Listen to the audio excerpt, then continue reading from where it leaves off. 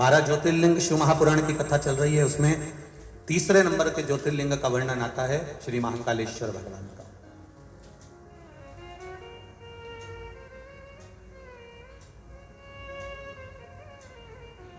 अवंतिका नरेश जो साधारण नहीं है महाराज, पूरी दुनिया में नगर का राजा, क्षेत्र का राजा रात भर रुक सकता है, पर अवंतिका की भूमि पर, उज्जैन की भूमि पर, जहां पर मेरा महाकाल राजा बैठा है, वहां दूसरा राजा नहीं रुक सकता।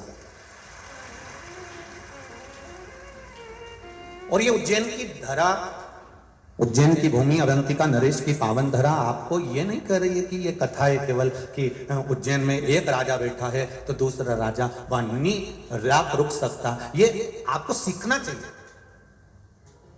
जब उज्जैन में एक राजा बैठा है तो दूसरा राजा रात्रि भर, बोलो जम के, नहीं रुक सकता, तो तुम्हारे दिल में अगर महाकाल बैठा है तो दूसरा घुसता कैसे है? दूसरा कैसे प्रवेश करता है?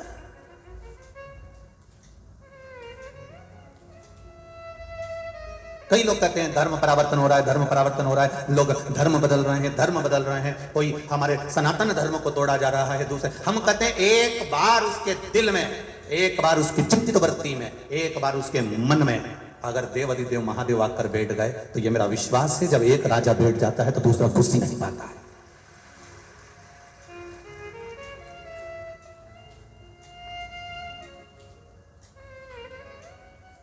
एक अगर प्रवेश कर गया तो फिर दूसरा कहां?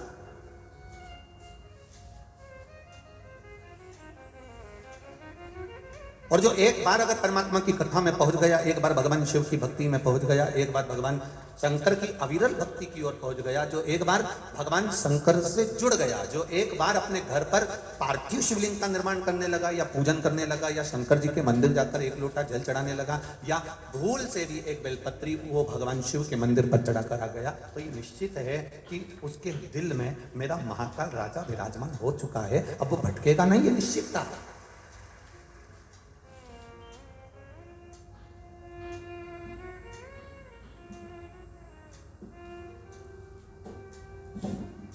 अविरल भक्ति जब आपके भीतर विराजमान हो गई तो फिर भटकना छूट गया। अपनी कीमत भी तो पहचानो कि हम कितने कीमती हैं।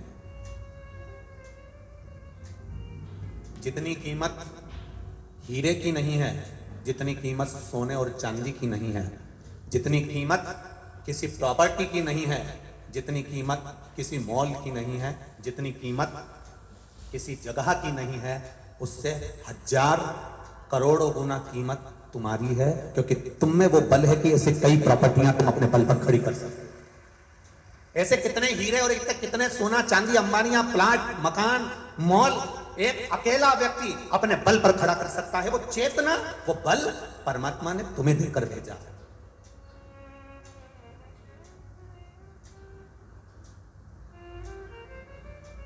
कई लोग रोते हैं आंखों में आंसू भर भर के, हम तो बहुत गरीब हैं गुरुजी, हम तो बहुत गरीब हैं। हम भी कह देते हैं जी जी काय की गरीब, अभी हॉस्पिटल चल 10 लाख की एक किडनी बेची आती है, दूसरी बेची 20 लाख की खट्टा। करोड़पति बनाकर भेजा है मेरे मालिक ने आपको, किसी को भी भिखारी बनाकर नहीं भेजा। इस शरीर की जिस दिन तुम्हें कीमत समझ में आ जाएगी, कई लोग कहते हैं हमारा तो पैदा होना ही बेकार है, हमारा तो संसार में रहना ही बेकार है। हम उनसे एक बात पहले भी कहे, आज फिर कहते हैं, इतनी माताएं बैठी और इतने भाई लोग बैठे हैं, ये अपने कमरे में, अपने कक्ष में, अपने कमरे के अंदर अटाला बिल्कुल नहीं रखते। अटाला रखने के लिए इन्हें कमरा अलग से बनाकर रखा। पूछ लो तुम्हारी पड़ोसन से, फोन नहीं मार के पूछ लो भले, कोई दिक्कत नहीं है।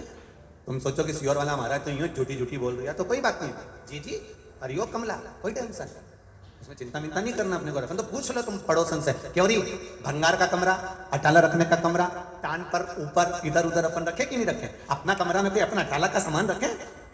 ऐसा कोई नहीं है जो अपने कमरे में अटाला सामान रखेगा, बेकार सामान रखेगा, फालतू का सामान रखेगा। सबने अपने कमरे में, अपनी अलमारी में, तुम साड़ी भी वही रखते हो जो तुम्हारी काम की है, नहीं तो तुम बाकी की जो बेकार वो तो पेटी में पटक देते। अटाला तो तुम तुम्हारे कमरे में रखते ही नहीं। जब तुम्हारे कमरे में अटाला सामान नहीं रखते, कबाड़ा सामान नहीं रखते, बेकार सामान नहीं रखते, तो मेरा महाकाल राजा अपनी पृथ्वी पर अटाला को क्यों रखेगा? वैकुंठ भगवान विष्णु का है, ब्रह्मलोक ब्रह्मदेव का है, इंद्रलोक इंद्रदेव का है, पर मृत्यु लोक तो मेरे महादेव का है। ये उसका घर है, उसका कमरा है। पृथ्वी पर भगवान उसी को पैदा करता है, उसी को जन्म देता है जिसको भगवान जानता है कि ये जन्म लेकर कुछ अच्छा कर सकता है, इसमें वो बल है, इसमें वो ताकत है कि ये संसार का उद्धार कर सकता है, उसको पैदा करता है। नहीं तो करता ही नहीं। वो तो कई कई माताओं के गर्भ में 4 महीने का, 6 महीने का, 8 महीने का, 15 महीने का, देखो बच्चा शांत हो जाए, 6 महीना 9 महीने का बच्चा हुआ है शांत हो जाए, कई कई पैदा होकर शांत हो जाए, कई कई 2 महीने का शांत हो जाए, माँ रोती है, बिलखती है, मेरा 2 महीने का बच्चा चले गया, मेरा 6 महीने का चले गया, मेरा 4 महीने का चले गया। पर भगवान से कोई पूछा इसका 4 महीने का क्यों गया, इसका 6 महीने का क्यों गया, इसका 3 महीने का क्यों गया? पार्वती जी शिव जी से पूछ रहे कि तुमने इसके बच्चे को क्यों गिरवा दिया? ये बच्चा तो इसका पूरा होना था, 9 महीने का होना था, फिर इसको 8 महीने में, 7 महीने में, 6 महीने में क्यों समाप्त कर दिया? शंकर भगवान बोले मुझे अपने घर में अटाला नहीं रखना, जो काम का होगा उसी को मैं रखूंगा, जो काम का नहीं है उसको मैं नहीं रखूंगा। कितना झगड़ा हुआ एक बार पार्वती जी का शिव जी के साथ में। शाम का समय था, पार्वती जी भगवान शंकर जी के साथ में घूमने निकली थी। भ्रमण करते करते माता पार्वती जी ने एक बच्चे को देखा जिसके हाथ विकलांग थे, हाथों से विकलांग था। सारे बच्चे नदी में कूद कूद कर नहा रहे थे, तालाब में कूद कूद कर नहा रहे थे, ये बेचारा घाट पर बैठा हुआ, हाथ विकलांग थे, तो ये बेचारा देख रहा था। पार्वती जी को दया आ गई। पार्वती जी ने कहा भोलेनाथ ये बेचारे के हाथ आप देख क्यों नहीं देते? कितना दुखी हो रहा है, इतना सा बच्चा हो रहा, कितना दुखी हो रहा। शिव जी बोले नहीं पार्वती, ब्रह्मा जी ने लिखा है इसके भाग्य में पूर्व का अगर कोई कर्म होगा उसके कारण बस इसको तकलीफ भोगना पड़ रही है, तो मैं हाथ नहीं दे सकता। पार्वती जी आई कैलाश पर, उन्होंने भोजन करना बंद कर दिया। शंकर भगवान ने कहा पार्वती कुछ भोजन करो। नहीं, जब तक उस बच्चे के हाथ नहीं आ जाते तब तक मैं भोजन नहीं करूं। शंकर जी बोले पार्वती थोड़ा समझो, किसी कारणवश देना होता तो मैं खुद दुख काट देता, मैं दे देता, परंतु नहीं। पार्वती जी बोली मेरे कहने पे देना पड़ेगा। शिव जी ने कहा ठीक है। शंकर भगवान ने तथास्तु करा, उसके दोनों हाथ अच्छे कर दिए। दूसरे दिन वो नदी में नहाने गया, तालाब में नहाने गया, जैसे ही नदी तालाब में नहाने गया, दूसरे जो बच्चे पानी में तैर रहे थे, दूसरे बच्चे जो पानी में नहा रहे थे, नहाते नहाते उन बच्चों को दूसरा जो जिसको माता पार्वती के कहने पर देवादिदेव महादेव ने हाथ दिया, हाथ दिए थे माता पार्वती के कहने पर, वो बच्चा दूसरे बच्चे जो नहा रहे थे उनको पानी में डुबो डुबो कर मारने लगा। पूरे गांव में लोग रो रहे हैं, पूरे गांव में हाहाकार मची है, सब तरफ लोग आंसू बहा रहे हैं। पार्वती जी आज शिव जी के साथ में घूमने निकली तो पूछा प्रभु ये क्या हो रहा है, ये पूरा गांव क्यों रो रहा है? कहा इनके बच्चे मर गए। इतने सारे घर में बच्चे मर गए, किसने मारा? इन बच्चों को कौन ने समाप्त करा? कहा जिसको तुमने हाथ दिलवाए हैं वापिस उसने इनको समाप्त कर दिया। पार्वती मैंने मना करा था कि ब्रह्मा जी की लेखनी को मत पलटवाओ, पर तुम नहीं मानी। मैंने सोचा था कि इसका पेट कैसे भराएगा। शिव जी कहते अगर हाथ नहीं भी काम करते तो पेट भरने की जवाबदारी मेरी होती, पर तुमने बदलवाया इसलिए सारे घर के दिए बुझ गए।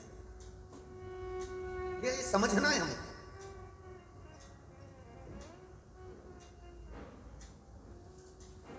आप कितने कीमत वाले हो, आप कितने कीमती हो, अपने आप की कीमत समझना। आप जरा जरा सी बात में ये मत कहना कि मैं बात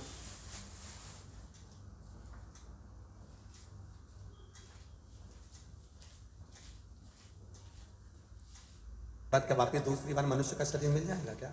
नहीं। ये मानव का जो शरीर मिला इसकी कीमत समझो, और जिस दिन इसकी कीमत में समझ में आ गई, जिस दिन इसकी कीमत तुम्हारे जीवन में समझ में आ गई, फिर आपको जीवन में कभी दुख नहीं होगा।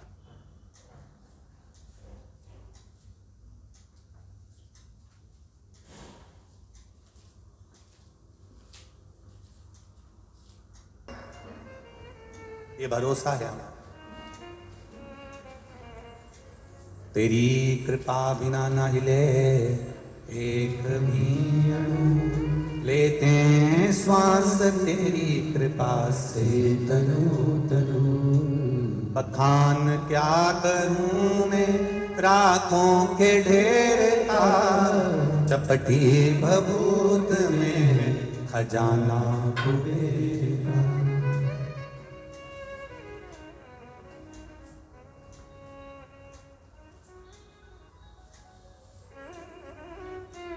कोई ने एक मैसेज में लिखा, उसने हमको बताया कि गुरुदेव लोग कह रहे हैं कि बताओ रोड पर लोग बैठे हुए हैं, उनको आज दिख तो है ही नहीं रहा। लोग अपने अपने घर से बिछाने की दरी चादर तक लेकर आए हैं, आराम से बैठकर कथा सुन रहे रोड पर। कहा हमारे पूर्वजों ने एक बात हमको सिखाई थी, अभिषेक करने भले शंकर जी के पास एक अकेला व्यक्ति बैठ जाए, हजारों के लोग अगर अभिषेक का लाभ लेना चाहते हैं तो हमारे पूर्वजों ने सिखाया है कि जो जलाधारी ऊपर रहती है, जिसमें जल डाला जाता है, श्रृंगी से पानी चढ़ाया जाता है, उसमें एक डोरा बांध दिया जाता है। वो डोर जितना लंबा चले जाता है, उसको लोग जितना स्पर्श कर लेते हैं, उतना उस अभिषेक का फल जितना जजमान को मिल रहा है उतना ही उसको भी प्राप्त होता है। ये शिव पुराण हमारे पूर्वजों ने हमको सिखाया है। कल कथा में था, बेलपत्री का मात्र स्पर्श ही हमको सुख दे गए। बेलपत्री का केवल स्पर्श। तो जितने लोग रोड पर बैठकर कथा सुन रहे हैं, ये मत सोचना कि हमें दिख नहीं रहे हो, हमें पोथी का दर्शन नहीं हो रहा, तुम चिंता ना करो। आप शिव महापुराण का जो अभिषेक चल रहा है, शिव महापुराण की जो 3 घंटे की कथा चल रही है, उसकी डोरी आपके हाथ में है, आपको उसका फल जरूर मिलेगा। ये निश्चितता। जितने टीवी के सामने सुन रहे, जितने मोबाइल पर सुन रहे, इसका फल आपके भाग्य में, आपके अनुसार। ये माता ने लिखा कि कैंसर जैसी बीमारी, अब 3rd स्टेज का अगर व्यक्ति को कैंसर है, वो पलंग से नहीं उठ पा रहा है, पलंग नहीं छोड़ पा रहा है, जो पड़ा हुआ, उसने सुन ली कथा में कि शंकर जी के मंदिर जा, एक लोटा जल चढ़ा। ना ये सियोर वाले से कभी मिली, ना सियोर वाला इनसे मिला, क्योंकि इतने लोग आते हैं, किस किस से मिलोगे। इतना आपके पास भी कि आप हमसे मिले और या हम आपसे मिले, इतना समय किसी के पास नहीं। केवल आप लोगों का जो भाव है इन पत्रों के माध्यम से आ जाता है, वो भी जितने पढ़ाते हैं पढ़ लेते हैं, बाकी के यहाँ पर रखे रहते हैं। इंदौर वालों के लिए छोड़ के चले जाएंगे, बाद में तुम पढ़ते रहना, आराम से बैठकर निकालते रहना। उसमें मोबाइल नंबर भी है, सबसे बात भी कर लीजिए। महाकाल बाबा तक तृतीय ज्योतिर्लिंग का जो वर्णन किया गया, ये साधारण नहीं है मेरा महादेव। उज्जैन महाकाल राजा जहां बैठे हैं, उसमें दूसरा राजा प्रवेश नहीं कर सकता। उसी तरह जिसके दिल में शिव आकर बैठ गए, फिर दूसरे धर्म का व्यक्ति चाहे कितना भी लोभ दे दे, कितना भी उसको लालच दे दे, वो दबता ही नहीं है, चलता ही नहीं जाएगा।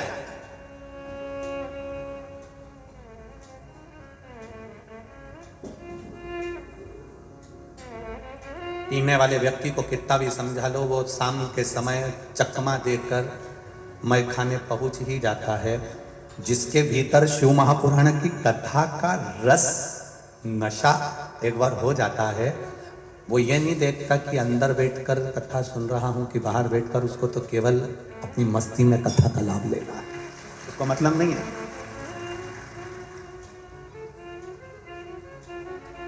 शिव भक्ति का जो बल है वो साधारण बल है। कितना सुंदर वृतांत कहा। अवंतिका नगरी में एक ब्राह्मण रहता था। वैसे तो पूरी अवंतिका नगरी ब्राह्मणों से भरी हुई थी, संपूर्ण अवंतिका नगरी, मेरे महाकाल की नगरी उज्जैनी ब्राह्मणों से भरी पड़ी हुई थी। कहते हैं काशी में और उज्जैनी में, ये 2 जगह पर सबसे ज्यादा ब्राह्मण जन निवास करते थे, और उज्जैनी पूरी ब्राह्मणों से भरी पड़ी हुई थी। एक ब्राह्मण उस उज्जैनी, सारे ब्राह्मण कर्मकांडी थे, पूजन करते थे, अर्चना करते थे, संध्या करते थे, भगवत भजन करते थे, स्मरण करते थे, भगवान से लाड लड़ाते थे, शिव आराधना में लगे रहते थे, भगवान की अविरल भक्ति में लगे रहते थे, सब शिव में डूबे हुए, सभी शंकर भगवान में डूबे हुए। क्या केवल एक देव, अधिदेव महादेव। त्रेता आया तब मेरे राम जी आए, द्वापर आया तब मेरे, जम के बोलो जरा, भगवान कृष्ण आए। त्रेता आया तब राम जी आए, द्वापर आया तब कृष्ण आए।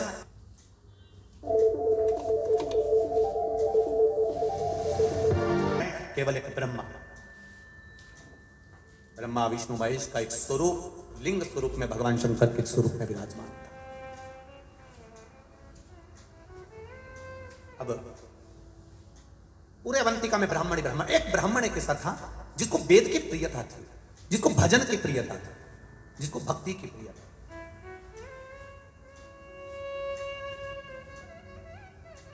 महाराज, उस ब्राह्मण का नाम था वेदप्रिय। बड़ा विद्वान है, सारे ब्राह्मणों के साथ में रहना, सब ब्राह्मणों के साथ में मिलकर भगवत भजन करना, सब ब्राह्मणों के साथ में मिलकर भगवान शंकर की भक्ति करना। अब उसी समय पर रत्नमाल पर्वत पर एक राक्षस हुआ जिसका नाम दूषण। क्या नाम था? दूषण नाम का राक्षस। ये अवंतिका से 2 योजन की दूरी पर रहता था।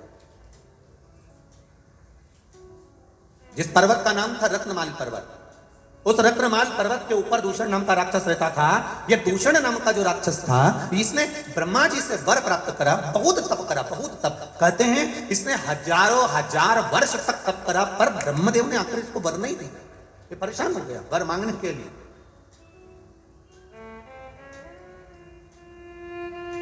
आखिरी में ब्रह्मा जी को फिर आना पड़ा और ब्रह्मा जी ने कहा, मांग तुझे क्या चाहिए? तो उसने एक बात कह दी, अगर देना चाहते हो तो मुझे दीजिए कि मेरे प्राण ना छूटे। ब्रह्मा जी ने कहा, यह तो हो नहीं सकता कि तू मरेगा नहीं, मरना तो पड़ेगा। जन्म लिया है, मृत्यु लोक में आए हो, इस पृथ्वी पर अगर जन्म हो तो मरना निश्चित है। यह आपको पहले भी कथा में कहा कि बादाम खाओगे तो भी मरोगे, नहीं खाओगे तो भी मरोगे, रोटी खाओगे तो भी मरोगे, नहीं खाओगे तो भी मरोगे, कथा सुनोगे तो भी मरोगे, नहीं सुनोगे तो भी मरोगे। हाँ, कहीं का महाराज तुम्हें गारंटी दे दे कि तुम कथा सुनोगे तो नहीं मरोगे, तो हमको भी मिला देंगे, हम और 25-50 साल ज्यादा कथा और बात लेंगे, उसमें क्या दिक्कत?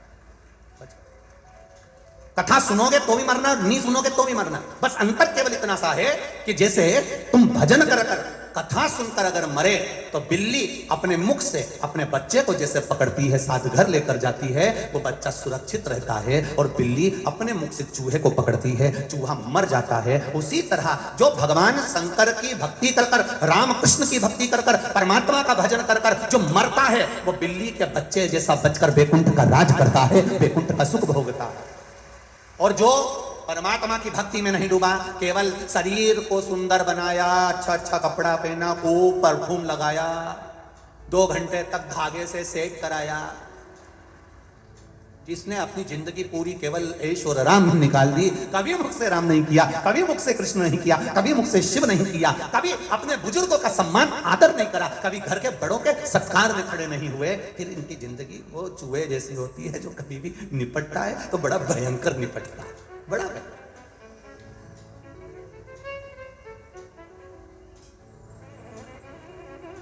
भक्ति के बल पर चलते।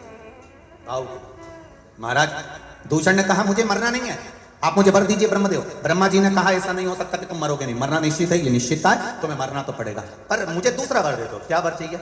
महाराज, अगर मैं मरूं, मान लो मेरे प्राण छूटे, तो मुझे मारने वाला भी ऐसा होना चाहिए जिसकी बहन ने हजारों वर्ष तक मेरे जैसा तप करा हो। अब जरा अवंतिका नरेश की कथा का जरा स्मरण करिएगा, बड़े ध्यान से सुनिएगा। और जितने लोग टीवी पर सुन रहे हैं, जितने लोग बाहर बैठकर सुन रहे हैं, मोबाइल पर सुन रहे हैं, थोड़ा ध्यान लगाकर सुनना। मुझे मारने वाला वो होना चाहिए जितना तप मैंने करा। अगर कोई पुरुष मुझे मारता है तो उसकी बहन में साथ इतना ही तप होना चाहिए जितना तप मैंने किया। और यदि मेरे प्राण छूटते हैं और मेरा रक्त भूमि पर गिरता है तो मैं रूप फिर बदल सकता हूं। ब्रह्मा जी ने कहा, तुम्हारा रक्त अगर पृथ्वी पर 1000 जगह गिरा तो तुम तो 1000 रूप रख लोगे, कुछ थोड़े से रूप तुमको दे सकता हूं। तो दूषण नाम के राक्षस ने रत्नमाल पर्वत के ऊपर जो तप साधना में बैठा था, वर मांगा, अगर मेरा रक्त 84 बूंद पृथ्वी पर गिरती है तो मैं 84 बार रूप रखकर लड़ सकता हूं, मुझे वर दो। ब्रह्मा जी ने कहा, तथास्तु, पर एक बार सुन लो, अगर 84 ही रूप उस बहन के भाई ने धारण कर लिए और उसने तेरा संहार एक साथ कर दिया तो फिर तेरा अंत निश्चित है। मैं मानता हूं कि मेरा अंत हो जाए। अब इतना वर सोच समझ कर मांगा गया, इतना वर मांगा है। दूषण नाम का राक्षस तो आनंदित हो गया, उसने अवंतिका नगरी में प्रवेश कर गया। उसका सबसे बड़ी, वो कहते हैं ना, उसकी सबसे प्रिय चीज क्या थी, उसकी हॉबी क्या थी, तो कहा उसकी प्रियता, सबसे प्रियता यह थी कि ब्राह्मण के बच्चों को पकड़कर उनका रक्त निचोड़कर पीता था और बच्चों को जमीन में छोड़ देता था।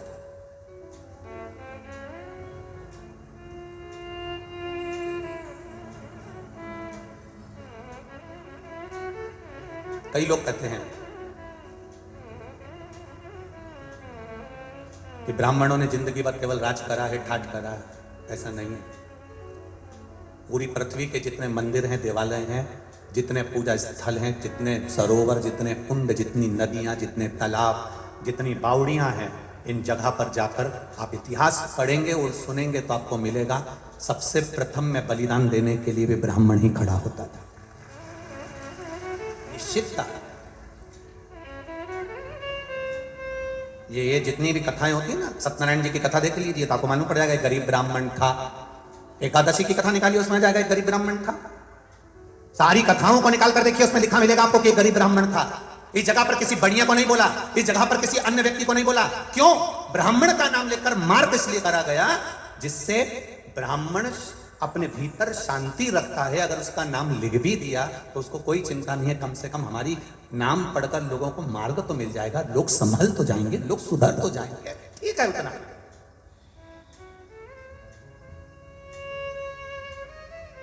उसने किसी से ऑब्जेक्शन नहीं करा कि हमारा नाम यहां पर क्यों लिखा, सत्यनारायण जी की कथा में हमारा नाम क्यों आया, गरीब ब्राह्मण का नाम क्यों आया, हमारा नाम क्यों आया। उससे कथा, देवराज नाम का ब्राह्मण, शिव महापुराण, बिंदु नाम का ब्राह्मण, शिव महापुराण, आत्मदेव नाम का ब्राह्मण, श्रीमद् भागवत कथा, देव नाम का ब्राह्मण, विष्णु पुराण,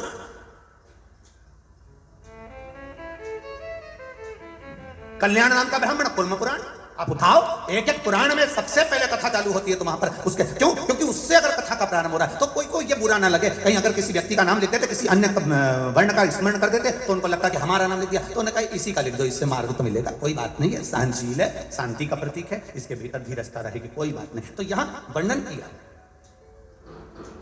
वेद प्रिय नाम का ब्राह्मण और इस दूषण नाम का राक्षस रत्नमाल पर्वत से नीचे आया, नीचे आकर अवंतिका में प्रवेश कर गया। अवंतिका में प्रवेश करते करते उसने तुरंत ब्राह्मण के बच्चों को रूप धर कर जाता था ब्राह्मण के घर में, खूब बड़ा शास्त्री बनकर जाता था और ब्राह्मण के बच्चों को कहता था कि मैं तुमको विद्या दूंगा, आपके बच्चों को मेरे साथ में लगाइए। और ब्राह्मण के बच्चों को जब विद्याध्ययन के भाव से लेकर जाता था, उनको बाहर निकलकर निचोड़ कर रक्त पी जाता था।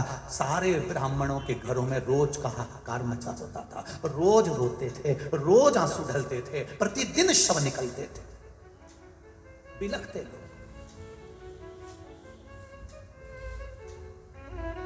ये अवंतिका की पावन धरा ऐसी ही अवंतिका की धरा नहीं हो गई रे मेरे भाई।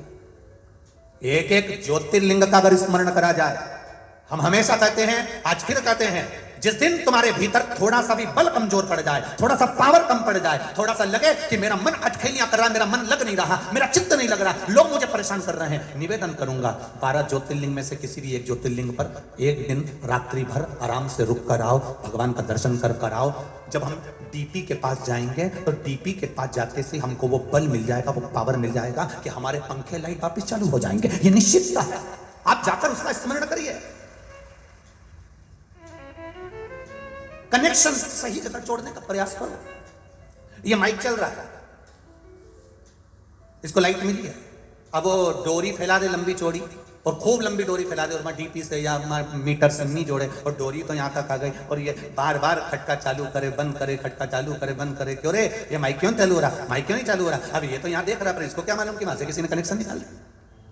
फिर ये दौड़ कर जाएगा, फिर कनेक्शन देखेगा, कनेक्शन निकला पड़ा है, फिर कनेक्शन उस प्लग में लगाएगा, वायर जोड़ेगा, तब जाकर माइक चालू होगा, लाइट चालू होगी, पंखा चालू होगा। उसी तरह कई लोग ऐसे हैं जो मंदिर तो जाते हैं, इनने डोरी तो फैला दी, ये पानी का लोटा लेके भी जाते हैं, ये डोरी फैली। कई लोग मंदिर जाते हैं, कई लोग कथा में जाते हैं, कई लोग जाते हैं, ये जितने भी लोग कथा में आते हैं या जितने लोग भी मंदिर जाते हैं, समझ लेना इन्हें डोरी तो खूब लंबी फैलाई है। रोज मंदिर जाती हूँ, मुझे 4 महीना हो गया, कोई के मुझे 6 महीना हो गया, कोई के महाराज की कथा सुनते सुनते हमारे तो 2 साल हो गया। इन्हें डोरी तो खूब लंबी फैलाई, खूब लंबी फैलाई। पर अभी तक इनने पिलक में नहीं जोड़ी है, इसलिए इनके खटके चालू नहीं होते। ये अगर दिल से एक बार शंकर की हो जाती, पिलक सही जुड़ जाता, तो फिर खटके चालू हो जाते, कनेक्शन सही जुड़ ही नहीं पा रही। अब रोज घर आकर कहती है मैंने मंदिर में जल चढ़ाया था, भोलेनाथ जी ने नहीं सुना।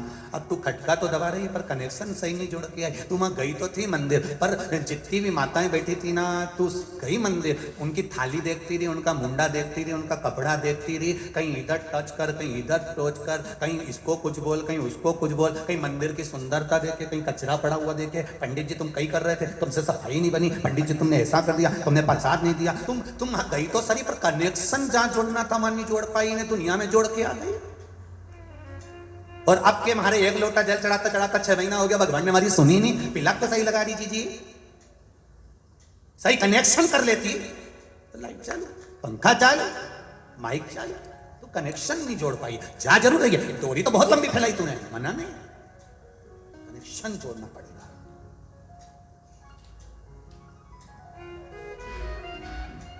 जितने भी लोग भगवान के मंदिर जाते हैं उनसे निवेदन है, दिखावे से मत जाना, बिल्कुल मत जाओ दिखावा करने के लिए, और कथा में भी भीड़ बढ़ाने के लिए बिल्कुल मत जाओ। Unlimited cashback. बहन आई, उसने कहा 3rd स्टेज का कैंसर था, पर शिवजी के मंदिर में वो लोटा लेकर, शरीर ऐसा था कि पलंग पे से उठ नहीं सकती थी, फिर भी उसके परिवार वालों के साथ हाथ पकड़ के शंकर जी के मंदिर तक गई। मतलब दिल से कनेक्शन जोड़ लिया था कि शिव पुराण में महाराज ने बोला है तो मेरा भोलेनाथ मुझे सही करेगा, अब वो करेगा। कनेक्शन जुड़ गया, सही हो गई।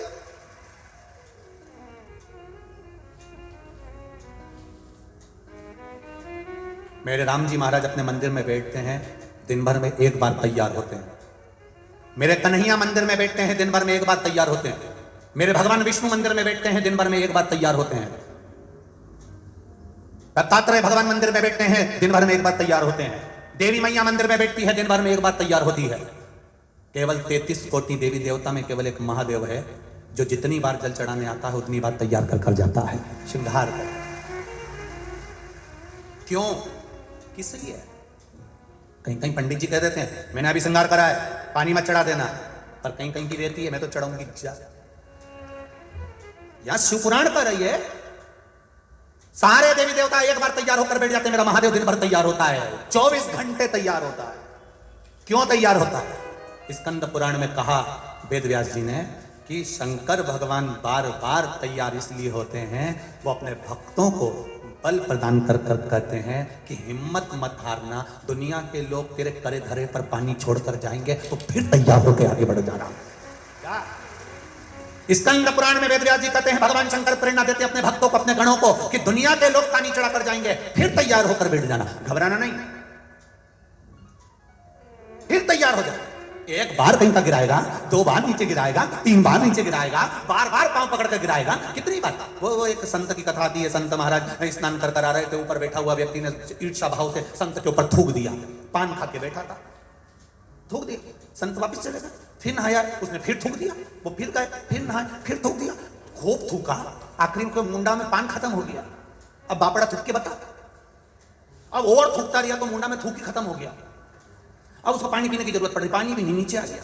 संत के चरणों में आकर बोला गुरुदेव मैंने आपके ऊपर इतना थूका, इतने अपशब्द कहे, इतनी गालियां दी, इतना टेढ़ा बोला, इतना थूका, गुरुदेव को बुरा नहीं लगा।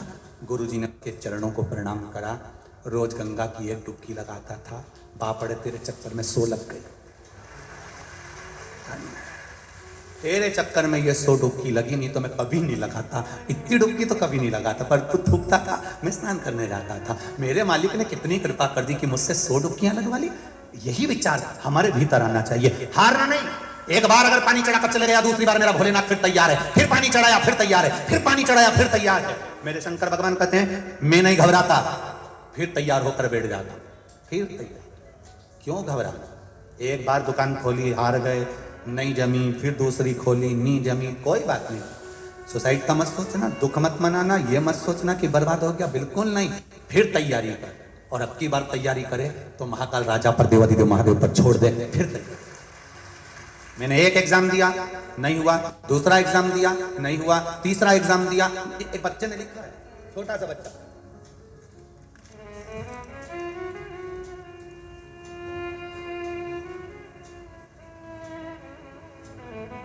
आयुष सुनेरे मेरा नाम है। आयुष कहीं बैठे हो बेटा? आप ही हो? श्री शिवाय नमस्ते। हर हर महादेव। दोनों हाथ हिला दो एक बार। मेरा नाम आयुष सुनेरे है। मेरे पूरे परिवार की ओर से शिव महापुराण को हर हर महादेव। कक्षा 10वीं में फेल हो गया था गुरुदेव। मेरा मन पढ़ाई में नहीं लगता था, मित्रों में ज्यादा लगता था, संगति ठीक नहीं, मन नहीं लगा।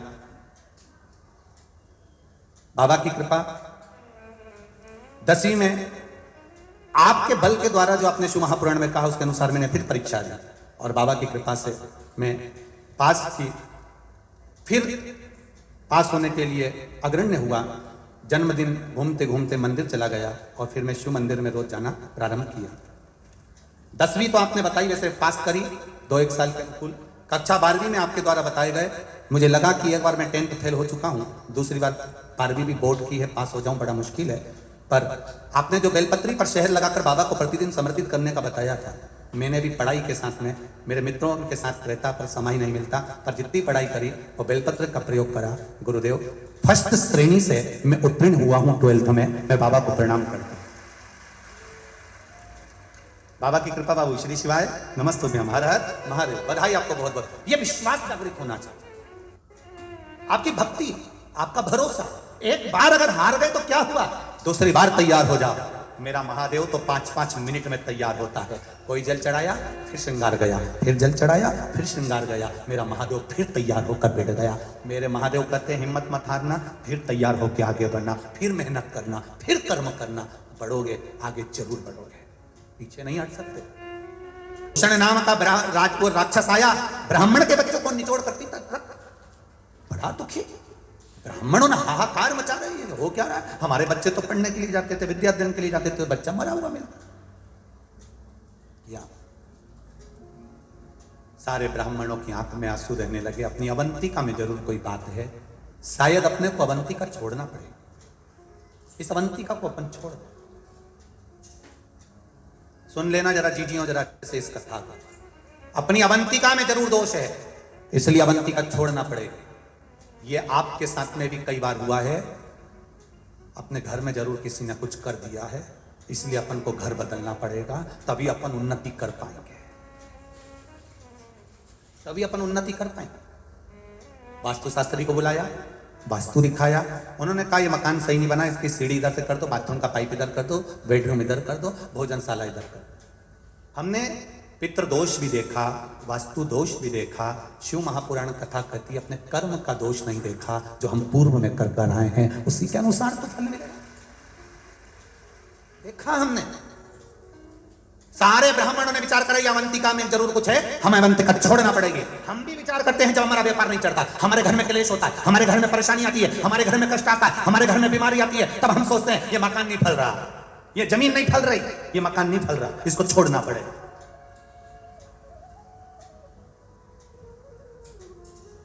ये दुकान नहीं फल रही, दुकान छोड़ना पड़ेगा।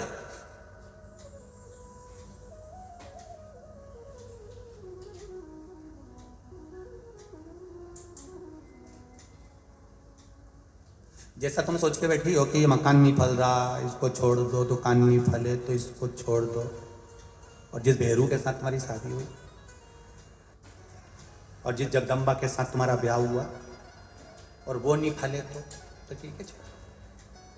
ये भी अपशब्द बोलती है, ये भी आड़ा बोलती है, ये भी गाली देती है, ये आड़ा बोलती है, इसको छोड़ो नहीं, उसको निभाओ, उसको निभाना है, उसको निभाना। भगवान किसी को भी बुरा बनाकर पैदा नहीं करता संसार में। अभी कथा में कहा किसी कवाड़े को भगवान ने जन्म नहीं दिया, वो किस्मत वाले को जन्म दिया।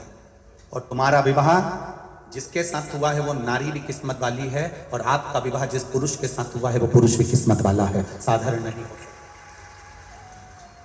ये दुनिया में दोष है जो आपको दोष बता देते हैं कि ये इसके कदम पड़े तब से ऐसा हो गया। कई माताएं कहती थी इसका पांव पड़ा जब से हम बर्बाद हो गए, इसका चरण पड़ा जब से ऐसा हो गया। नहीं नहीं नहीं नहीं नहीं, किसी के कदम से कोई बर्बाद नहीं होता, ये अपने कर्म से बर्बाद होता है। जो पूर्व में करा उसको भी तो भोगना पड़ेगा। जी हमने अभी का तो देख लिया, पूर्व का तो देखेंगे। जैसे तुम यहां से जाओ और राजवाड़ा पे किसी लड़के को 8-10 लेडीजों चप्पल से मार रही हो, गांव के लोग पूरे राजवाड़ा वाले किसी को मार दे या किसी व्यक्ति को मार दे, या मान लो तीन बत्ती चौराहे पर या पलासिया पर किसी व्यक्ति को कोई मार रहा है और तुमने जाकर देखा बेचारे को कितना मार रहे रे, बेचारे को कितना मार रहा है, एक लड़के को इतने सारे लोग मार रहे हैं, एक व्यक्ति को इतने लोग मार रहे हैं, तो तुमको दुख नहीं होगा?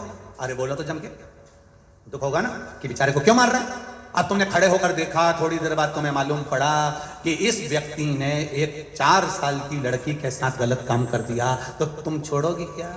तुम भी फिर चप्पल उठा के तो 2-4 तो और दे जा दे।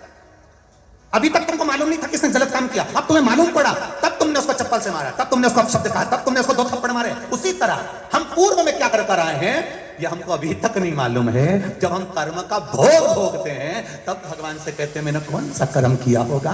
भगवान कहते हैं हेरी कमला, मैं पहले का नहीं बता सकता, नहीं तो मैं तुझे बताता जरूर। ये कर्म का भोग है जो भोगना है, हमें किसी को दोष नहीं देना है। इसका पांव पड़ा ऐसा हो गया, उसने ऐसा किया ऐसा हो गया, ये मकान नहीं फल रहा, ये दुकान नहीं फल रही, ये बेकार हो गया। जमीन महारानी, पृथ्वी भूमि कभी बुरी नहीं होती। मेरी माँ है पृथ्वी, वो तो सबका भला करती है 24 घंटे, वो कभी बुरी नहीं होती। फिर लोगों ने कह दिया उसने कुछ कर दिया होगा।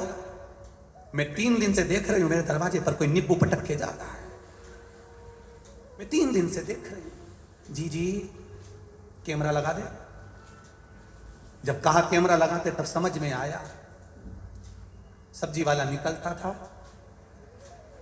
उसकी डलिया नीचे से टूटी हुई थी, नींबू नीचे गिर जाता था, कभी कभी मिर्ची भी गिर जाती थी। तो ये भी बोली कभी कभी कोई मेरे यहाँ नींबू पटक, कभी कभी 3-3 मिर्ची पटक जाता, कभी तो कोई मेरे दरवाजे पे रख के चले जाता। गुरुजी हम कहते तुमको ही ऐसे मिलते हैं? हमारे यहाँ ऐसा कोई नहीं मिलता कि जो इतना नींबू पटक जानी तो हम कुबेरेश्वर धाम में अचार बनवा के सबको खिलवा दें।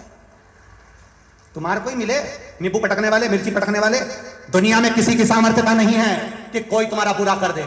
अगर बुरा करने वाले होते तो सबसे पहले अंबानी और टाटा को छोड़ देते, उन्हीं पर करके बैठ जाते। कौन छोड़ता? तंत्र है ना कोई मंत्र है ना कोई विद्या है, ये हमारे कर्मों का खेल है, उसको हमें भोगना है, उसके अनुसार हम भोग रहे हैं। इसलिए उस कर्म के खेल को समाप्त करने के लिए केवल एक सार है। मेरे गोस्वामी तुलसीदास जी ने कहा कलयुग केवल नाम धारा। भगवान का नाम लिए जाओ, भजन किए जाओ। जब बार बार बार बार भजन करोगे, जैसे चप्पल काट रही है तो उसको रोज रोज रोज रोज पहनो। एक बार काटेगी उसके बाद काटेगी। अरे बोलो तो जम के, जूता काटेगा रोज पहनो, रोज पहनो। एक बार छाला होगा, एक बार काटेगी तो अपन क्या 800 रुपए की चप्पल फेंक देंगे? काट गई आज के बाद नहीं पहनूंगी जा। तो दूसरी तैयार बैठी है, देवरानी ने कह दिया जी मैं पहन लूं, नहीं कहीं को पहन लेगी, मैं ही पहनूंगी। भले काटने दो, एक बार काटेगी, 2 बार काटेगी, 3 बार काटेगी, रोज रोज काटेगी, फिर छाले वाली जगह भी प्लेन हो जाएगी और चप्पल पहन के फिर अपन मटक क्या कर लेगी? फिर चप्पल अपना क्या बिगाड़ लेगी? उसी तरह एक बार दुखाएगा, 2 बार दुखाएगा, 3 बार दुखाएगा, एक बार कष्ट आएगा, 2 बार कष्ट आएगा, 3 बार कष्ट आएगा। कितनी बार भगवान देगा? तुम भजन करते जाओ करते जाओ करते जाओ, भजन के बल पर वो कष्ट भी मिट जाएगा। महादेव कहेगा आजा अब मैं तुझे गले लगा लेता। कितना देगा? दे करो। दूषण ने उपद्रव मचाया, ब्राह्मणों ने सोचा अवंतिका छोड़ दो। तब वेद प्रिय ब्राह्मण के पास सूचना गई, सारे ब्राह्मण अवंतिका छोड़ रहे हैं। वेद प्रिय ने कहा अवंतिका क्यों छोड़ना? ये अवंतिका तो हमारी जान है, ये पृथ्वी, ये घर, ये मकान हमारा है। हम लोगों के कहने पर इसको कैसे छोड़ दें? घर नहीं फल रहा, किसी ने कह दिया घर नहीं फल रहा, तुमने घर छोड़ दिया। अब किराए के मकान में रह रहे हो, घर बेचकर जो पैसा मिला था सारा के सारा बर्बाद हो गया। अब कर्जे में लदालूम हो गए, मकान भी किराए का, दुकान भी किराए की, सब किसी के कहने पर छोड़ दिया तुमने कि मकान अच्छा नहीं है छोड़ दो, दुकान अच्छी नहीं है छोड़ दो। मत छोड़ना, आखिरी दम तक मत छोड़ो, पड़े उसी में चला दो।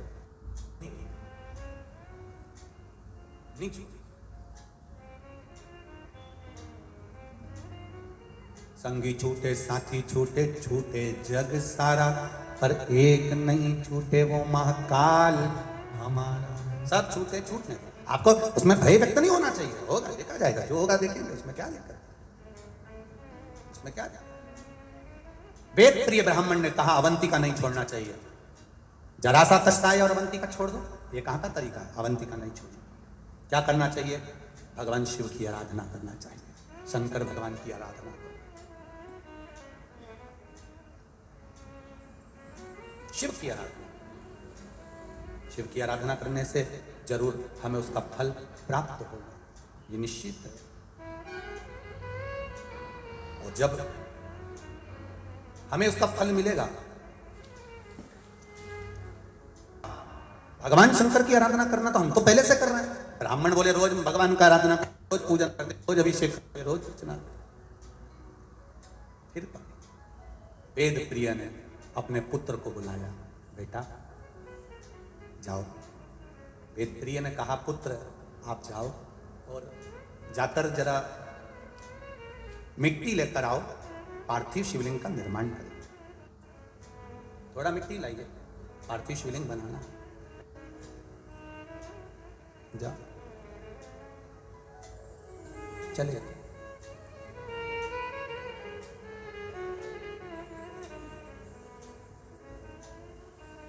और जब चले पार्थिव शिवलिंग के लिए मिट्टी लेने के लिए, वेद प्रिय जी के पुत्र हरप्रिय आज माटी लेने के लिए जा रहे हैं।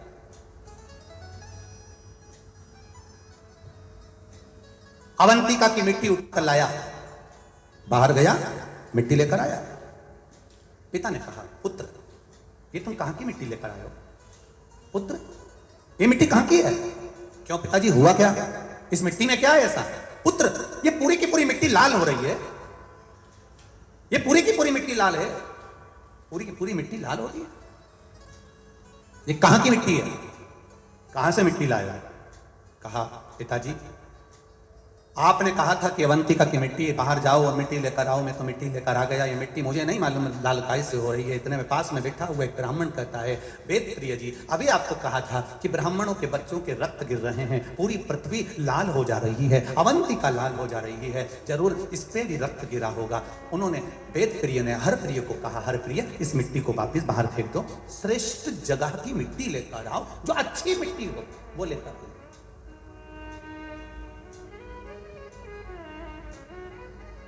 फिर सुन लीजिए जरा अच्छे से, ध्यान से सुनिएगा। कभी मौका मिले जीवन में, जब पार्थिव शिवलिंग का निर्माण करो, पार्थिव शिवलिंग जब बनाओ, अपने गमले में, अपनी जमीन में, कहीं शुद्ध जगह पर, किसी वृक्ष के नीचे से या किसी ऐसी जगह से मिट्टी लो जिस मिट्टी पर कोई ने गलत कृत्य ना करा हो, कहीं अच्छी हो, शुद्ध हो, वो भाव देखकर लाओ उसको। गंगा का जल छीटो, नर्मदा का पानी छीटो, छिपरा का जल छीटो, जो तुम्हारे पास में पवित्र भाव हो वो छीटो। ना हो तो उसमें बड़े आनंद के साथ साथ जल का गंगा, यमुना, सरयू, छिपरा, सरस्वती सबका स्मरण कर कर जल छीटो और उसको शुद्ध बनाओ, पवित्र नदी का जल। अब लोग क्या करते हैं कि मिट्टी चाहिए तो ये जो बीच में डिवाइडर नहीं बने होते रोड के बीच में, जहां पेड़ पौधे लगे होते हैं, वहीं की मिट्टी ले जाते हैं। अब हमने कई बार देखा गाड़ी से चलने वाला तो 2 मिनट में पिचकारी चला जाता है। मैं पूरी मिट्टी में, अब तो खैर इंदौर में तो नहीं है ऐसा कि इंदौर तो अब बाबा की कृपा से सुधर गया है, अब लोग गंदगी इतनी नहीं करते हैं और सब आनंद में रहते हैं, ये सबसे बड़ी। इतनी गंदगी तो नहीं है, पर फिर भी पहले लोग वहां थूक देते थे, कर देते। श्रेष्ठता महाराज, श्रेष्ठ जगह की मिट्टी ला। हर प्रिय को भेजा, हर प्रिय जाओ मिट्टी लेकर आओ। 7 वर्ष का पुत्र हर प्रिय अपने पिता के कहने पर अवंतिका नगरी में मिट्टी लेने जाता है। मिट्टी देखने के लिए पूरी अवंतिका में घूमता है, अवंतिका के चारों खूंट पर घूमकर आता है, सब दूर घूमकर आया और कहीं उसको रक्त में सनी हुई मिट्टी ही मिली। साधारण मृदिका, साधारण मिट्टी उसको हर प्रिय को नहीं मिलती है। हर प्रिय अब लगता है कि मेरे पिता, अगर मैं घर गया बिना मिट्टी के गया तो मेरे पिता मुझे अपशब्द कहेंगे, चिल्लाएंगे, क्रोध करेंगे, तो क्या करूं? हर प्रिय ने वहीं एक आसन लगा लिया और आसन लगाकर एक वृक्ष के नीचे हर प्रिय तप साधना में डूब गए। जो तप साधना में डूबा तो इसको स्मरण आया कि मैं तप तो करूंगा पर मैं नाम किसका जपूंगा? जैसे ध्रुव जी महाराज, प्रहलाद जी महाराज, नाम किसका जपूंगा? जैसे ध्रुव जी के मन में वेद था ना, मां आप मुझे कह रही हो कि वन में भगवान मिलता है, मैं भजन किसका करूंगा? नारद जी तो चले गए, ध्रुव जी तो चले गए, देवर्षि नारद ने कहा कि तो भगवान नारायण का भजन करता, वो नारायण का भजन करे। अब हरप्रिय किसका भजन करे? हरप्रिय ने विचार करा, एक बार मेरे पिताजी ने कहा था भगवान नारायण कि भक्ति प्रहलाद ध्रुव आदि करते हैं, उसी तरह जो भक्ति करता है भगवान मिलता है। हर प्रिय ने भगवान नारायण की भक्ति करना प्रारंभ कर।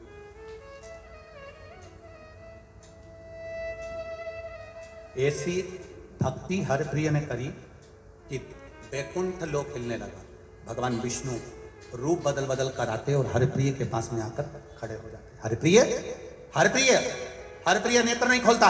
भगवान फिर गए, भगवान विष्णु ने दूसरा रूप रखा, फिर आए, भगवान विष्णु ने तीसरा रूप रखा, फिर आए, भगवान विष्णु ने चौथा रूप रखा, फिर आए, भगवान विष्णु ने पांचवा रूप रखा, फिर आए, भगवान विष्णु ने छठा रूप रखा, फिर आए, भगवान विष्णु ने सातवां रूप रखा, फिर आए, भगवान विष्णु ने आठवां रूप रखा, फिर आए, और भगवान विष्णु ने जब नवा रूप रखा, तब भगवान विष्णु जब सामने आकर खड़े हुए, हर प्रिय ने नेत्र खोल लिए। हर प्रिय बच्चा था, उसने आंख खोलकर हाथ जोड़कर कहा, प्रभु आप आए हो। आपसे पहले भी 8 बार किसी ने आवाज लगाई थी। भगवान विष्णु ने 8 नारायणों को वहां खड़ा कर दिया और 9वें नारायण के रूप में भगवान वहां खड़े थे। भगवान विष्णु ने कहा, जाओ। हर प्रिय किस लिए तप करा है? मेरे पिता ने मिट्टी मंगवाई है। हर प्रिय इस अवंतिका के 7 स्थान पर जाकर खड़े हो जाना, और 7 स्थान में से तुम मुट्ठी भरकर जहां से मिट्टी लोगे वो मिट्टी पवित्र कहलाएगी। हर प्रिय जब पलट कर जाने लगा तो भगवान विष्णु से कहता है, नारायण आप चले जाओगे तो अवंतिका तो खाली हो जाएगी। आप मुझे दर्शन देने के लिए आए हो, ऐसे ही अवंतिका में आप 9 नारायण विराजमान क्यों नहीं हो जाते? भगवान 9 नारायण बनकर अवंतिका में विराजमान। 9 नारायण बनकर भगवान अवंतिका में विराजमान हो गए। भगवान विष्णु ने कहा, जाओ हर प्रिय, तुम 7 जगह से जहां मुट्ठी भरकर मिट्टी को उठा लोगे उस जगह की मिट्टी पवित्र हो जाएगी। 7 जगह पर हरि प्रिय ने मुट्ठी भरकर मिट्टी उठाना प्रारंभ करा। जहां से मुश्तिक भरता था हरि प्रिय, वहां सरोवर बन जाता था। आज भी उस जगह पर जहां से हरि प्रिय ने 7 जगह से मिट्टी को ग्रहण करा, वहां 7 सागर बन गए हैं। पूरे के पूरे अवंतिका नरेश की नगरी 7 सागर बन गए। मुष्टिका में उठाई मट्टी को और मट्टी ले जाकर अपने पिता को दिया। पिताजी ने उस मिट्टी का पार्थिव शिवलिंग का निर्माण करा। पार्थिव शिवलिंग का निर्माण कर जब पूजन क्रम में बैठे, भगवान देवादिदेव महादेव की आराधना करने के लिए बैठे। शिव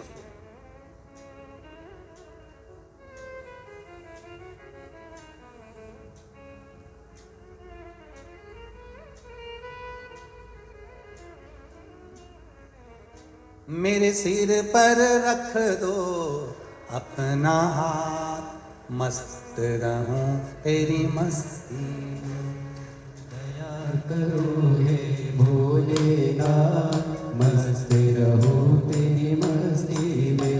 अब दया करो हे भोलेनाथ, मस्त रहूं तेरी मस्ती में। अब दया करो हे भोलेनाथ, मस्त रहूं तेरी मस्ती में। अब दया करो हे भोलेनाथ, मस्त रहूं तेरी मस्ती में। अब दया करो भोलेनाथ, मस्त रहूं तेरी मस्ती में। मेरे सिर पर रख दो अपना हाथ, मस्त रहूं तेरी मस्ती में। मेरे सिर पर रख दो अपना हाथ, मस्त रहूं तेरी मस्ती में। अब दया करो हे भोलेनाथ, मस्त रहूं तेरी मस्ती में। अब दया करो हे भोलेनाथ, मस्त रहूं तेरी मस्ती में।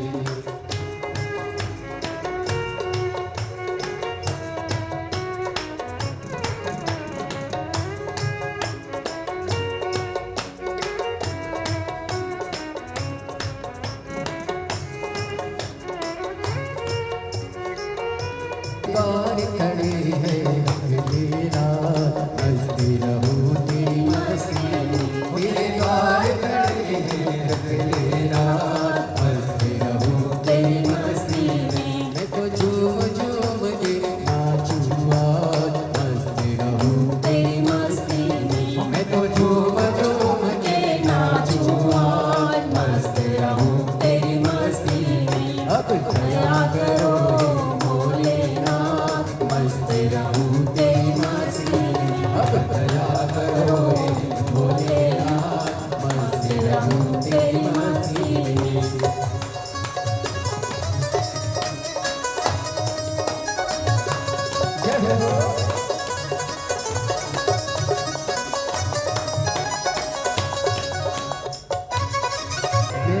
में बसे हो भोलेनाथ, मेरे मन में बसे हो भोलेनाथ, मेरे मन में बसे हो भोलेनाथ, मेरे मन में बसे हो भोलेनाथ। मैं तो हर पल करूँ तेरी याद, मैं तो हर पल करूँ तेरी याद। मस्ती में मस्ती रहूं तेरी मस्ती में, अब दया करो हे भोलेनाथ, मस्त रहूं तेरी मस्ती में। अब दया करो भोलेनाथ, मस्त रहूं तेरी मस्ती में।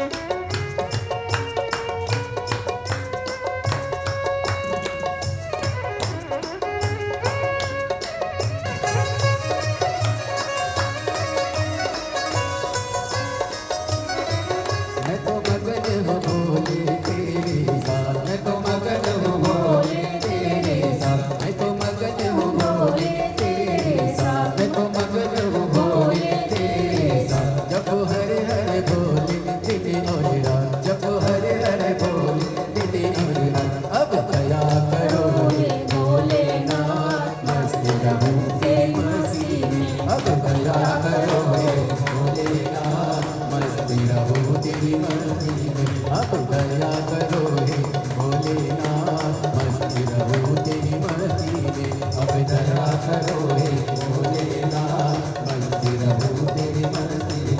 ओ मेरे सर पर रख दो अपना हाथ, मस्त रहूं तेरी मस्ती में। मेरे सर पर रख दो अपना हाथ, मस्त रहूं तेरी मस्ती में। अब दया करो हे भोलेनाथ, मस्त रहूं तेरी मस्ती में। अब दया करो हे भोलेनाथ, मस्त रहूं तेरी मस्ती में।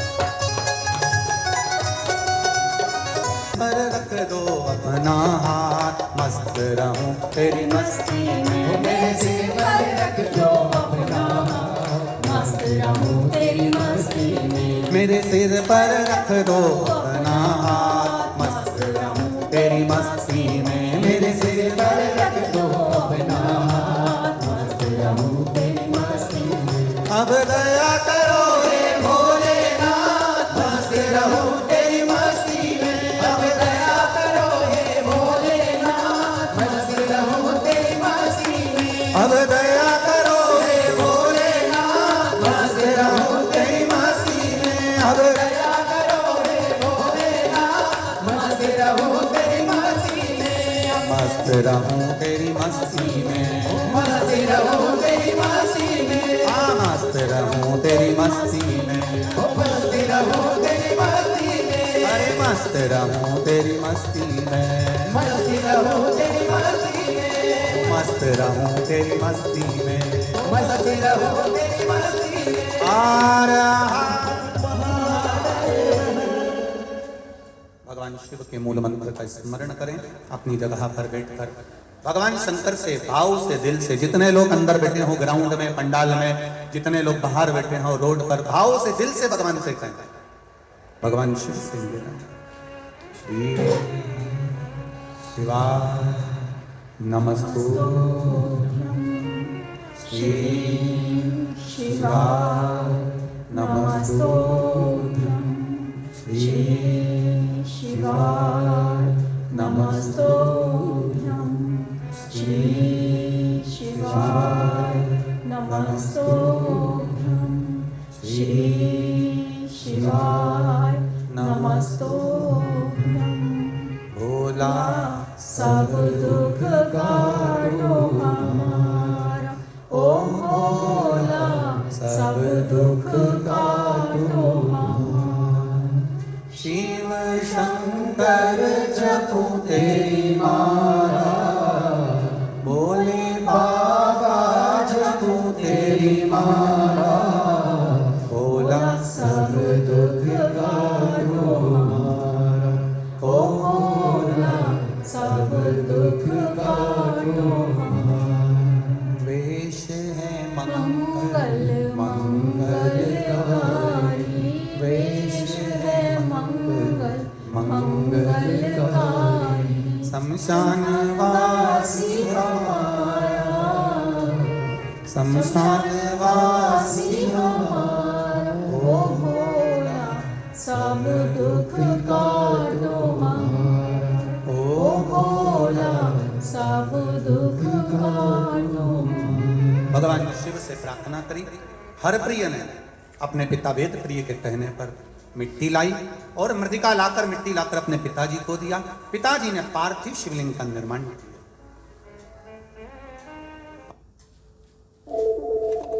शिवलिंग का निर्माण किया। पार्थिव शिवलिंग का निर्माण किया गया। सारे ब्राह्मणों को जितनी मृतिका लाए गए थे उसमें से अंश अंश मात्र ब्राह्मणों को दी और ब्राह्मणों ने शिवलिंग का निर्माण कर पूजन करना प्रारंभ किया। अब जरा ध्यान दीजिएगा कि वो पार्थिव शिवलिंग का जब पूजन किया, वेदप्रिय ब्राह्मण ने, हरप्रिय ने लाकर दिया। सारे ब्राह्मण जितने भी थे सबने सुंदर शिवलिंग का निर्माण किया। सुंदर शिवलिंग का निर्माण करा, निर्माण किया। बड़ा सुंदर सुंदर शिवलिंग का जब निर्माण कर कर पूजन करना प्रारंभ किया,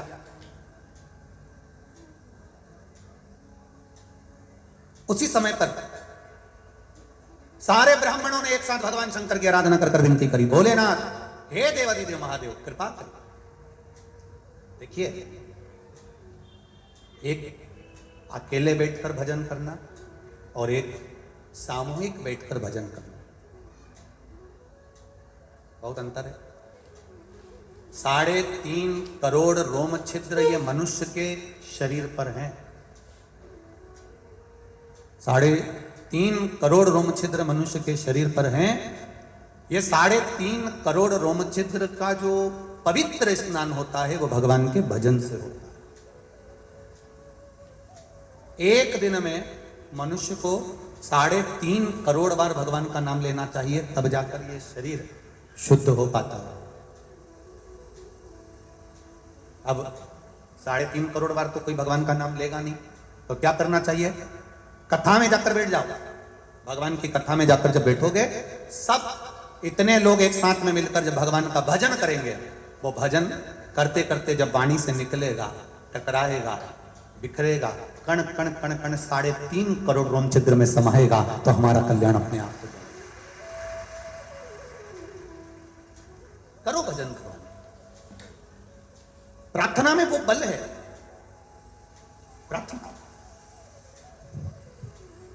प्रार्थना में वो बल होता है कि आप जब प्रार्थना करते हैं, आप जब भगवान का भजन करते हैं, आप जब नाम कीर्तन करते हैं, आप जब मंत्र स्मरण करते हैं, उस मंत्र स्मरण में, उस प्रार्थना में वो बल उत्पन्न हो जाता है कि भगवान उस स्थान पर आकर विराजमान हो जाता है, उस जगह पर आ जाए।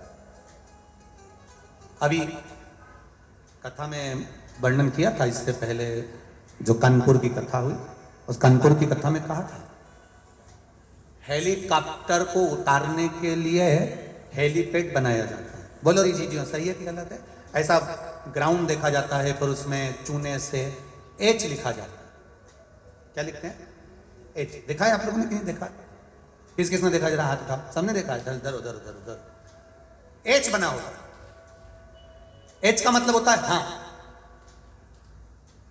मतलब आप अपना हेलीकॉप्टर यहां पर उतार सकते हो। हेलीकॉप्टर वाला नीचे एच देखता है, हेलीपैड देखता है और हेलीकॉप्टर उतार लेता है। उसी तरह रोज प्रतिदिन मेरे देव अधिदेव महादेव माता पार्वती जी के साथ में भ्रमण के लिए जाते हैं। जहां ये शिव महापुराण की कथा होती हुई दिखती है, मेरे भोलेनाथ भी अपना हेलीकॉप्टर अपने नंदी को नीचे उतार लेते। क्या मिलता है शिव महापुराण के पंडाल में? क्या मिलता है? कई लोग कहते हैं, इंदौर के लोगों के भी मुख में ये चर्चा चल रही होगी, क्यों जा रहे हैं इतने सारे लोग धक्के खाने के लिए। कई लोग कहेंगे लोग पागल हो गए। इन सबको मालूम है कि हेलीपैड पे हेलीकॉप्टर उतरता है और जहां शिव महापुराण की कथा होती है वहां मेरा महादेव उतरता है। इन सबको। और जैसे ही हेलीकॉप्टर से नेताजी नीचे उतरते हैं तो जितने लोग हेलीपैड के आसपास में होते हैं वो अपनी अपनी एक एक सूचना देते हैं, साहब हमारे यहाँ पानी नहीं आ रहा, साहब हमारे यहाँ नल नहीं चल रहा, साहब हमारे यहाँ ये प्रॉब्लम है, हमारे यहाँ वो प्रॉब्लम है। उसी तरह देवादिदेव महादेव जब इस शिव महापुराण की कथा में जहाँ कथा होती है, हम पहले भी आपको कहे कि शिव पुराण जिस स्थान पर होती है वो स्थान साधारण नहीं होता, वो कैलाश धाम होता है जहाँ भगवान शंकर की कथा हो। आप लोग सबके दुखड़े जो तू हर गया डमरू वाले, तो मेरे दुखड़ों को देख कर क्यों डर गया डमरू वाले। ऐसा क्या कर दिया मैंने जो मेरे दुख नहीं कटते। आप कृपा करिए, आप दया करिए, आप उदारता करिए, आप करुणा करिए। तब सबने ब्राह्मणों ने एक साथ भगवान शंकर को पुकारा। अभी तक दूषण नाम का राक्षस जो रत्नमाल पर्वत पर बैठा था, अब वो अवंतिका में अपना असली स्वरूप धारण कर कर घूम रहा है। आप देखिएगा जरा, ये शिव की कृपा है, ये शंकर की उदारता है, ये शंकर की करुणा है। अभी तक जो रूप बदल कर चल रहा था, अब उसका असली चेहरा भगवान शंकर की कृपा से सामने आ गया। अब वो राक्षस के रूप में घूम रहा है, असुर के रूप में। आपके साथ में अगर कोई बुरा करने वाला है, आपके साथ में अगर कोई गलत करने वाला है, आपके साथ में अगर कोई आपके लिए अपशब्द कहने वाला है, आपके लिए गालियां देने वाला है, वो कितना भी छुप कर दे ले, फिर मेरे महादेव की कृपा जिस दिन हो गई, वो अपने असली स्वरूप में प्रकट हो ही जाता है, सामने आ ही जाता है। करे वो करने में दिक्कत नहीं, करे।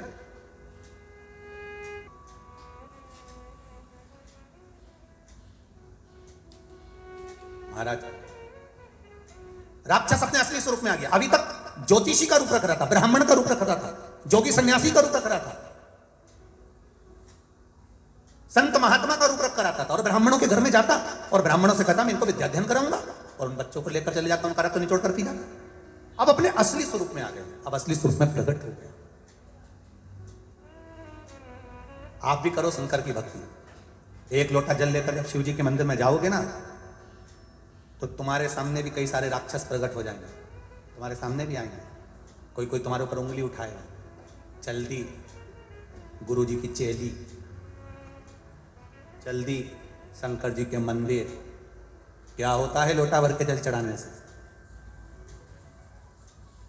जो तुमको ज्यादा ज्ञान देना कि शिव जी को जल चढ़ाने से क्या होता है, शंकर भगवान के मंदिर जाने से क्या होता है, तो उनसे हाथ जोड़कर कहना इतना जोरदार ज्ञान तू अपनी लुगाई को क्यों नहीं देता? हमको ज्ञान दे रहा है, अपनी लुगाई के तो समझा। एक बार जरा चंद्र घंटा से बोल के तो देख, तेरा पूरे अच्छे से ही तेरे को मंदिर का घंटा बना देगी। बोलना उससे, उससे बोल कि हरतालिका तीज का पूजन करने से क्या होता है, करवा चौथ का व्रत करने से क्या होता है, शिवरात्रि का व्रत करने से क्या होता है, सावन के महीने में शंकर जी की पूजन करने से क्या होता है, भगवान शंकर का अभिषेक करने से क्या होता है, ब्राह्मण को घर में पूजन कराने से क्या होता है। तो अपनी धर्मपत्नी को समझाना, दुनिया को ज्ञान दे रहा है, कुछ नहीं होगा। लोटा भर के जल चढ़ाने से कुछ होता है? ये पत्र ये सब फालतू के क्या लिखा है? मैं सीमा राजकुमार नागपुर है, इंदौर से हूं। कहीं बैठी हो सीमा जी? हाथ हिलाइएगा। आप ही हैं? श्री शिवाय नमस्तुभ्यम, दोनों हाथ हिला दो एक बार ऐसे। मैं सीमा राजकुमार नागपुर है, इंदौर से हूं गुरुदेव, तो सादर प्रणाम। मुझे 3 साल पहले उल्टे ब्रेस्ट में गठान हो गई थी, जिसका ऑपरेशन कराने के बाद गठान की जांच कराई गई। जांच में कैंसर पाया गया, कैंसर 3रे स्टेज पर था। फिर डॉक्टर बोले आपका ब्रेस्ट निकलेगा। फिर मेरे ब्रेस्ट निकालकर ऑपरेशन हुआ, कीमोथेरेपी हुई। मुझे 8 किलोग्राम 8 कीमो लगे। 8 कीमो पूरे होने पर 2021 में मुझे फिर दूसरे ब्रेस्ट में गठान हो गई। तब मैंने 2021 से ही आपकी शिव महापुराण की कथा सुनना प्रारंभ कर दी।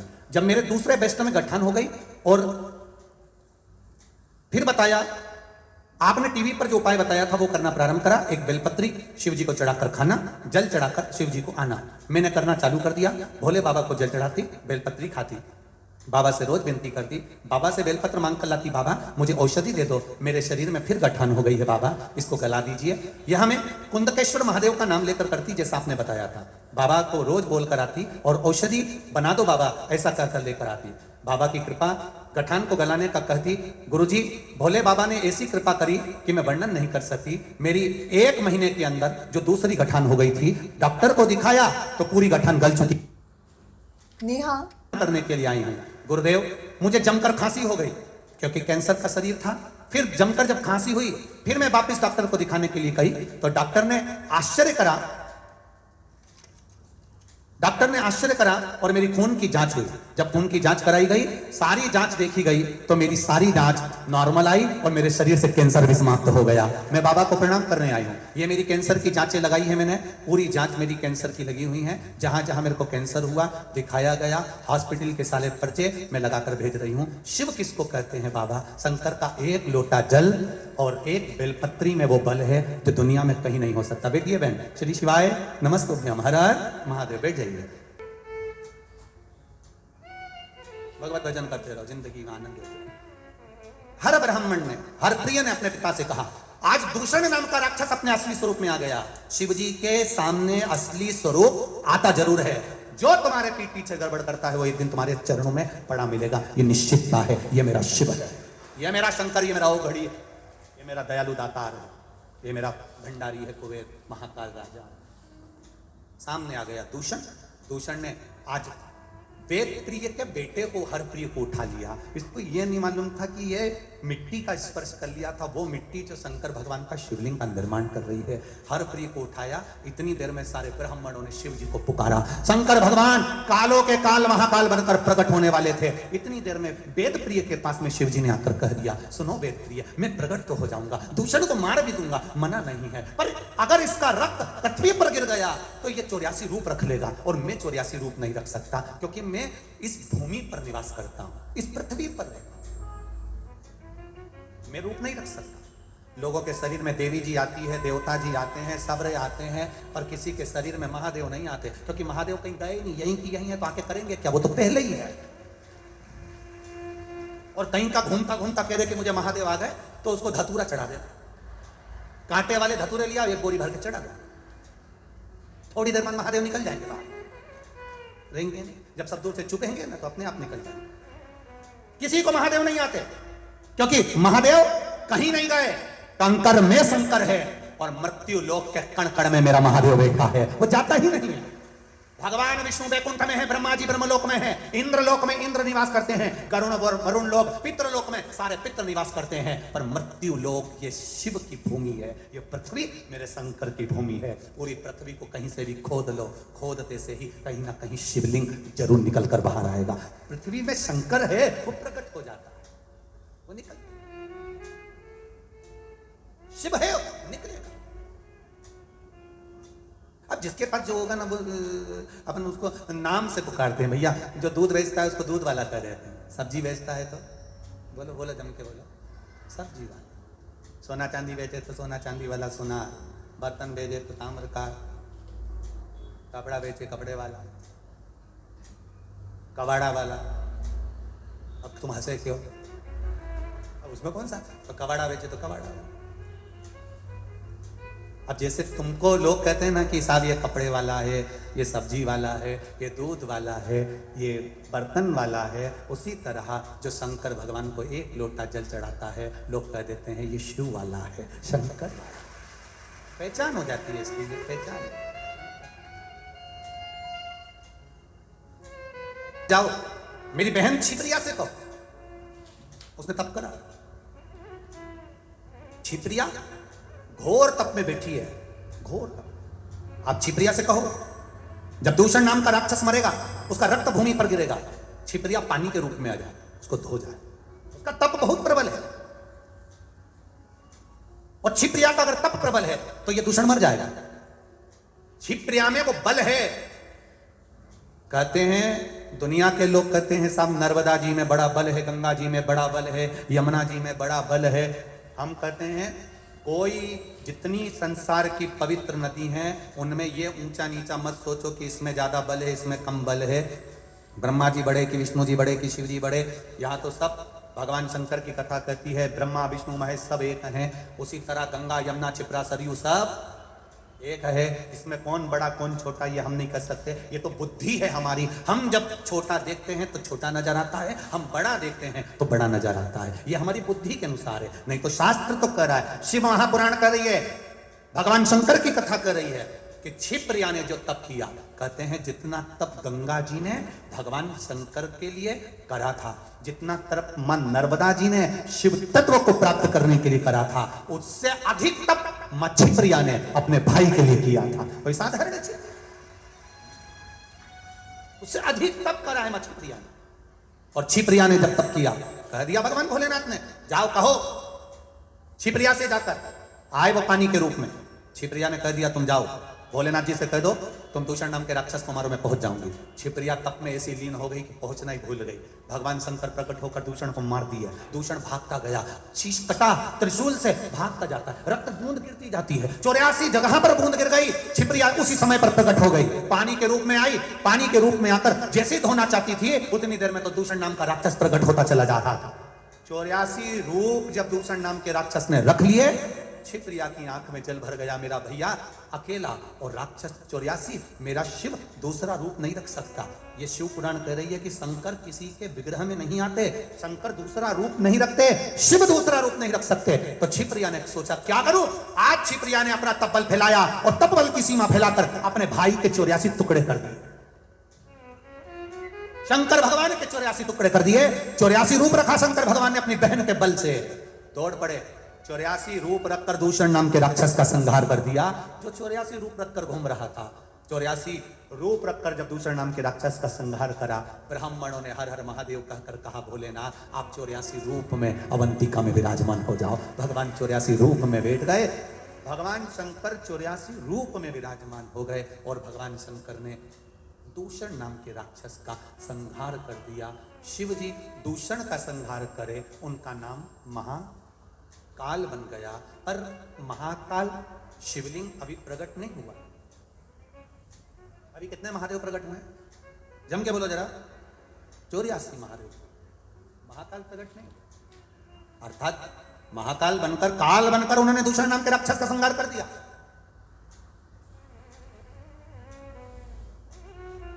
काल बनकर उन्होंने दूषण नाम के राक्षस का संहार करा है, पर अभी मेरा महाकालेश्वर का शिवलिंग नहीं बना। 84 महादेव में बन गए, पर मेरा महाकाल अभी नहीं बना, अभी प्रकट नहीं हुआ। महाराज अब समय की सीमा भी कम है और महाकाल का शिवलिंग का स्वरूप भी आना है, तो उसकी कथा भी बहुत लंबी है, क्योंकि अभी तो 84 महादेव बने हैं। दूषण नाम के राक्षस का संहार भगवान काल बनकर, महाकाल बाबा बनकर प्रकट होकर मार दिया, प्रकट होकर मार दिया, पर शिवलिंग अभी स्थापित नहीं। अभी मेरा बाबा प्रकट नहीं हुआ। महाराज सारे ब्राह्मणों ने भगवान शिव की स्तुति की, बड़ी कृपा करी। 84 रूप रखकर आपने जो इनका दूषण नाम के राक्षसों का संहार करा है, ये आपकी बड़ी कृपा हुई है दाता, बड़ी करुणा करी। कल की कथा में अपन श्रवण करेंगे महाकाल भगवान का शिवलिंग प्रकट होना। अभी 84 महादेव प्रकट हुए, सप्त सागर प्रकट हुए हैं, 9 जम के बोलो 9 नारायण प्रकट हुए हैं। अभी अष्ट भैरव बाकी है, षट गणेश बाकी है, और जब ये आएंगे उसके बाद मेरा महाकाल बाबा फिर भूमि पर प्रकट होगा। बहुत लंबी विस्तार से कथा है। अभी 12 ज्योतिर्लिंग में जो तीसरे ज्योतिर्लिंग की कथा चल रही है महाकाल भगवान की, अभी ये कथा इतनी जल्दी समापन नहीं होगी। कल के क्रम में भी उस कथा को प्रयास करेंगे जल्दी से जल्दी उसको पूर्ण करने का और अगला ज्योतिर्लिंग लेने का। तो भाव के साथ में अभी माता पार्वती भगवान श्री गणेश जी महाराज को लेकर पधार रही हैं, जिन गणेश जी महाराज का प्रागट्य भाव के साथ में, आनंद के साथ में, माता पार्वती जी के आनंद के साथ में प्रकट होता है। भाव भक्ति के साथ, आनंद के साथ भगवान काजल लगा दो, काजल लगा दो गोरा, काजल लगा दो, काजल लगा दो गोरा, काजल लगा दो, काजल लगा दो गोरा, काजल लगा दो, काजल लगा दो गोरा, काजल लगा दो। ओ गणपति को लग गई नजरिया, गौरा काजल लगा दो। गणपति को लग गई शुक्ला परिवार से निवेदन है, वो गणेश जी का पूजन करने के लिए आ जाए। लगा दो, गणपति को लग गई नजरिया, गौरा काजल लगा दो। गणपति को लग गई नजरिया, गोरा काजल लगा दो।